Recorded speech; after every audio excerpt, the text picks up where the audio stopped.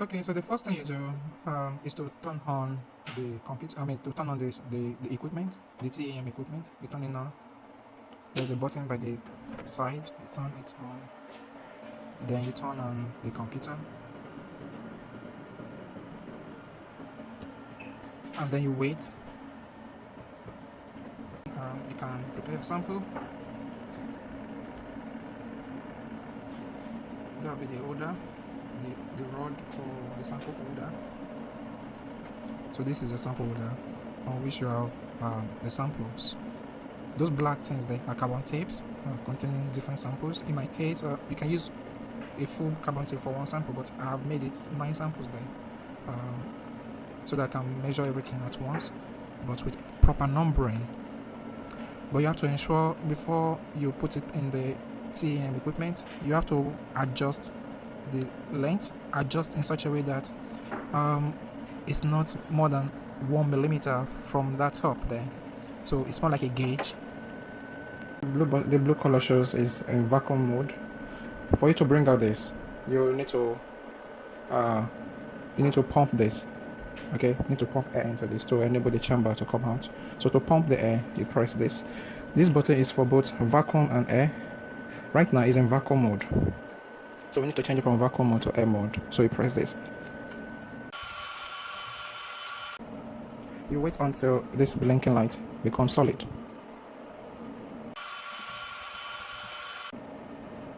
Remember, to open the chamber, you pump air into it. Okay, then when you want to close it, you need to change it back to vacuum mode. So right now we are pumping air so that we can bring out the chamber in order to load the sample into the equipment.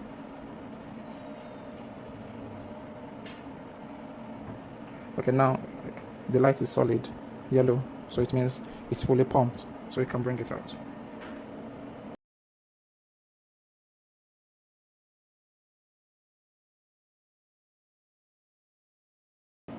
So the next thing is to load the sample.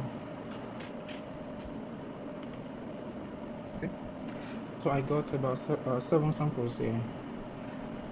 7 samples all loaded. Now we can close.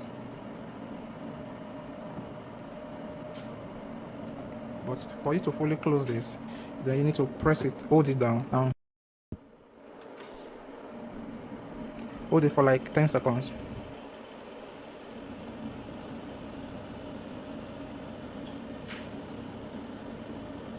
Okay, you can release now. Then you wait until the blue light becomes solid.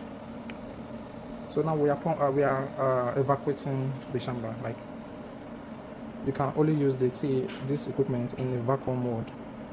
Okay, so that's what we're trying to do now. Removing the air to make it vacuum. You pump when you want to bring it out. You want to bring out in order to load your sample. You pump, and pumping will show you a yellow color. Okay, then when you're closing the chamber, you evacuate. Evacuation will show a blue color. So you wait until this becomes solid.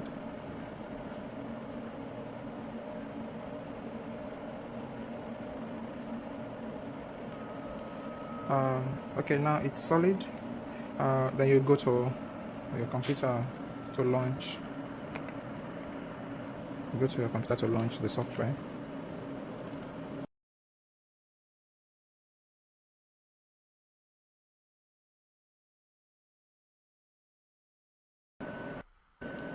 Click on Start to acquire the samples.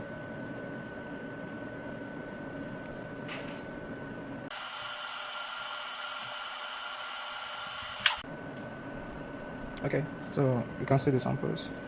You can reduce this magnification in order to know which of the numbers, and then you use this for rotation. You use this is a joystick. Okay, very slow now. You can increase the speed. You can see speed there. This is to increase the speed, and this is the back is to reduce the speed. So I want to increase the speed now.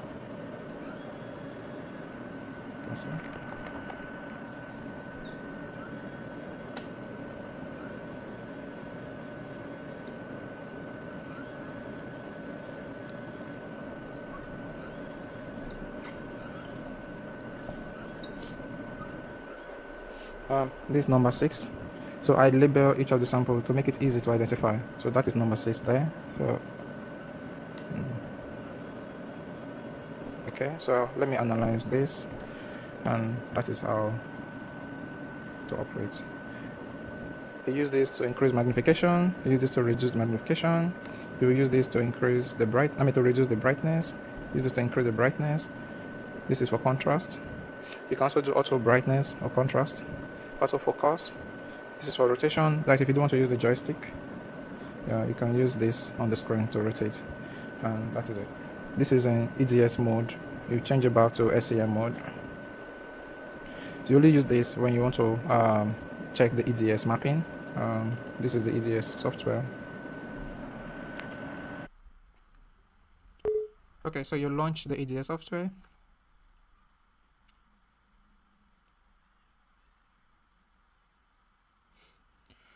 So the next thing is to change,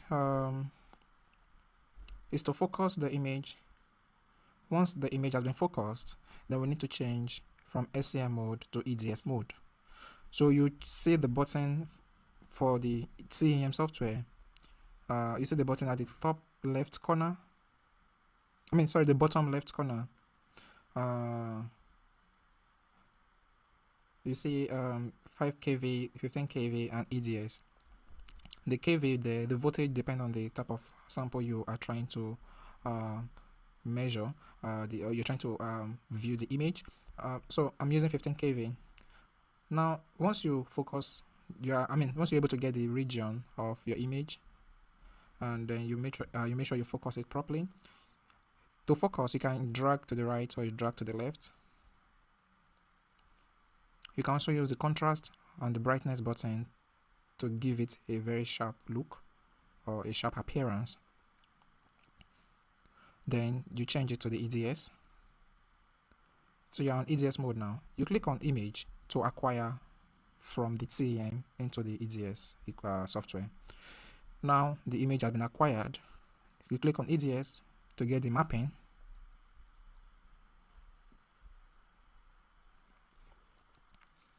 Now different element by default will come up, but if you are so sure that a particular element is not part of your sample, you click on it to remove it.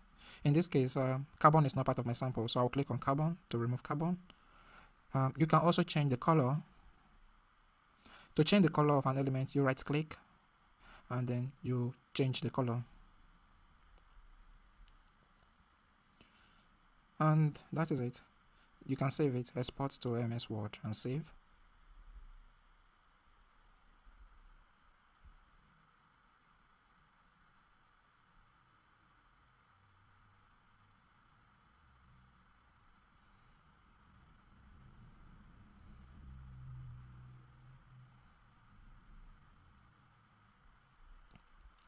So to take it back to the EDS, to take it back to SEM mode, you click on the image. You click on it again.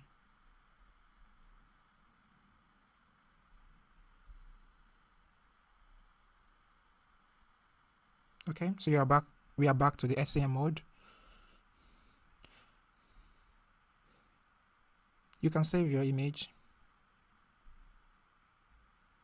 So try to focus it again, make it very clear. Once your image is clear enough, you can save it. So you use the top right corner button, the save button there, to save your image.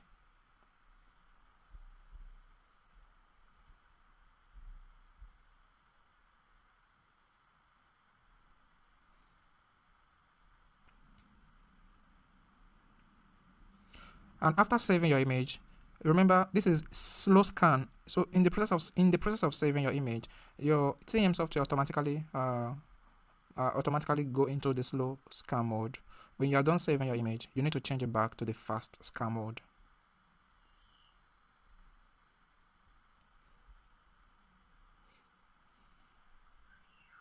Okay, we are back to the fast scan mode.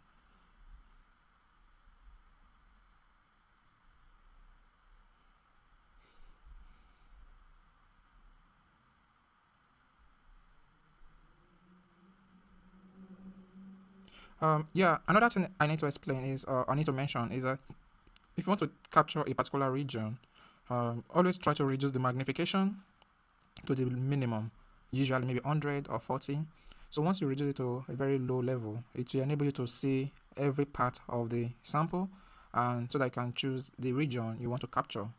Okay, so once you locate the region, then you can start increasing the magnification to the desired size.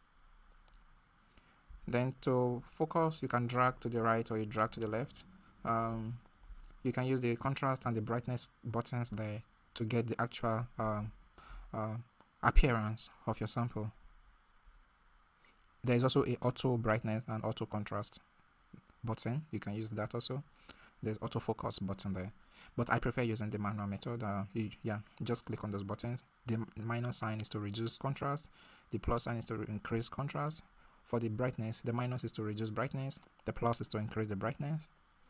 So you can do that for the brightness and the contrast.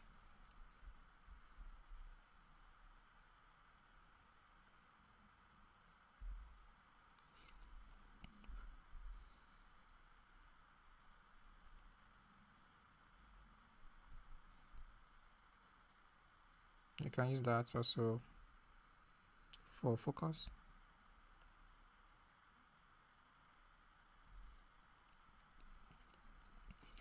This is another sample.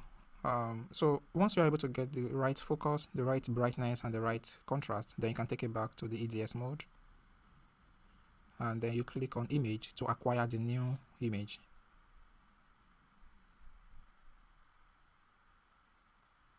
Once that has been acquired, you click on EDS to get the mapping.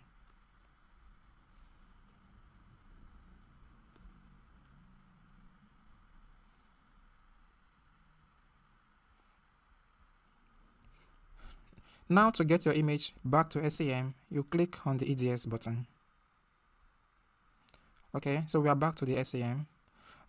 Let us check another region.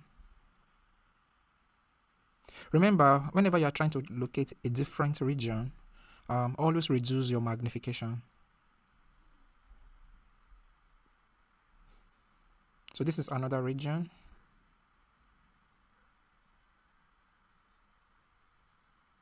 You click on EDS to capture the mapping of that region,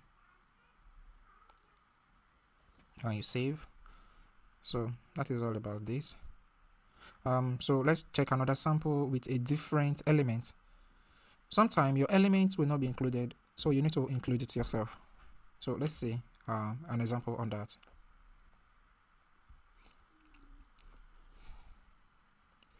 Remember, always reduce the magnification to locate the image. To locate the region, a very good capture region. So then you can start increasing the magnification once the region of interest has been located. Then remember your joystick to move around. As you are increasing the magnification, the the object you are trying to get will be moving out of focus. So you need the joystick to constantly adjust the position.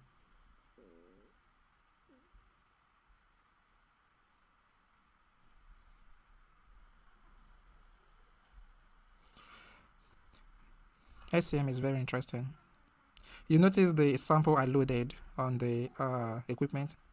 You could hardly see what was on the carbon tape. Very tiny amount. And you see what is showing on the screen. Look like a lot of samples. It's very, very, very beautiful. Okay, now I'm back to the EDS. And then you click on the mapping. In this particular sample, there's a lanthanum element in there, but the EDS is unable to identify or capture it, so you need to include it yourself. That is lanthanum, so you click yes, and I have included lanthanum. And then you can use the rescale button there to adjust your map. In some cases, there will be so much noise on the map, on the graph. Then you use the rescale button to rescale it and make it nice, make it look more presentable. And that is it.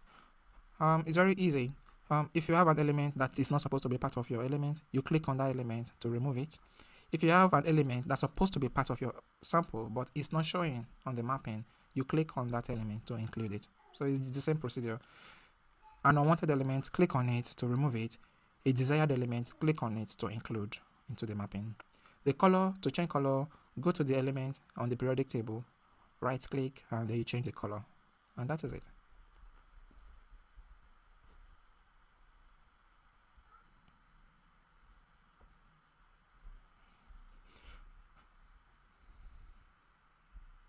Okay, so this is a different sample, and this sample contains carbon. Now I will be adding carbon to the EDS mapping. So you just go to the periodic table and locate carbon.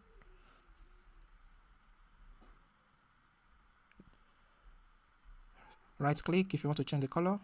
I want to use yellow for carbon. Remember, there is no specific color for all the elements in this particular periodic table. You choose any color you want for a particular element in EDS mapping. So take note of that. There is no specific color. You decide the color you want to choose for each of the elements.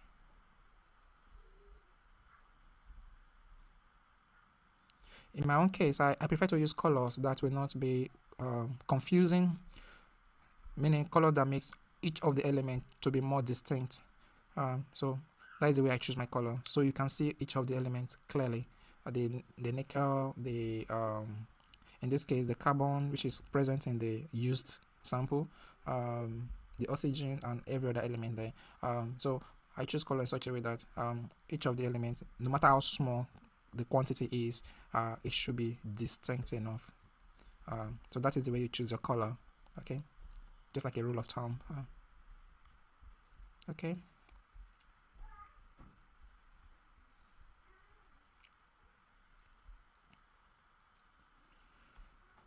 Then once you have your mapping, you can save it in MS Word.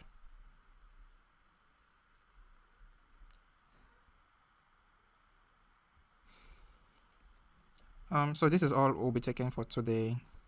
When you are done with all your analysis, you just click on the start button, the stop button to stop measuring, and then you off. You close the software, and then you bring out your sample from the equipment.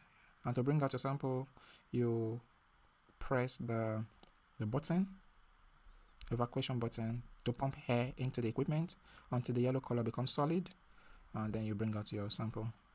To close it back, you push it in and hold for like 10 seconds while the button is pressed to to evacuate, to make it a vacuum environment. And that is all.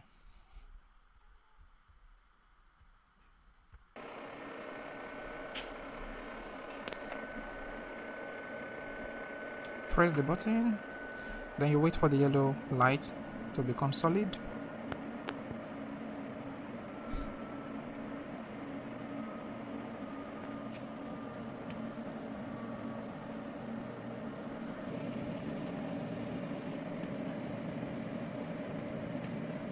You can see what that is showing. Ventilating. So it's pumping air into the chamber. Once the ventilation is complete, it will be solid. Now it is solid. Then you can bring out the sample.